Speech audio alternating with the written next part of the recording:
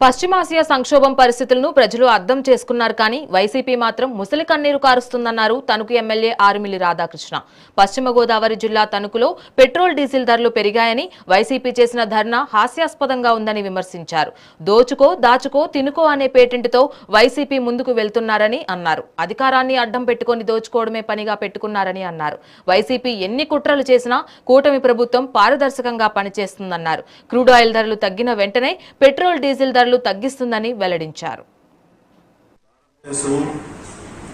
ఈరోజు చమురుని అత్యధికంగా ఇంపోర్ట్ చేసుకునేటటువంటి దేశంగా ఈరోజు మనం మిడిల్ ఈస్ట్ కంట్రీస్ మీద ఆధారపడి ఉన్నాం. క్రూడ్ ఆయిల్ ఏదైతే ఉంటుందో దానికి సంబంధించి బ్యారెల్ ధర $80 నుంచి ఈరోజు $100 పైగా పెరగడం జరిగింది ఈ గత 2 నెలల్లో. ఇటువంటి పరిస్థితి దురదృష్టకరమైనటువంటి పశ్చిమాసియా సంక్షోభం వలన ఈరోజు ₹3 ధర పెరగడం జరిగింది.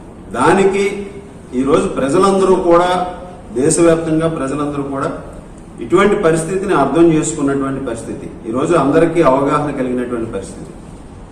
ఇది ఈరోజు వైఎస్ఆర్ కాంగ్రెస్ పార్టీ నాయకులు జగన్మోహన్ రెడ్డి గారు, అదేవిధంగా వీరు వైఎస్ఆర్ కాంగ్రెస్ పార్టీ నాయకులు ఈరోజు పెట్రోల్ డీజిల్ ధరలు పెరిగినాయని ముసలి కన్నీరు కారుస్తూ వీళ్ళు చేసినటువంటి ధర్నాలు ఏదైతే ఉన్నాయో ఇవన్నీ కూడా ఒక హాస్యాస్పదంగా ఉంటున్నాయి. ప్రజలందరూ కూడా నవ్వుకుంటున్నారు.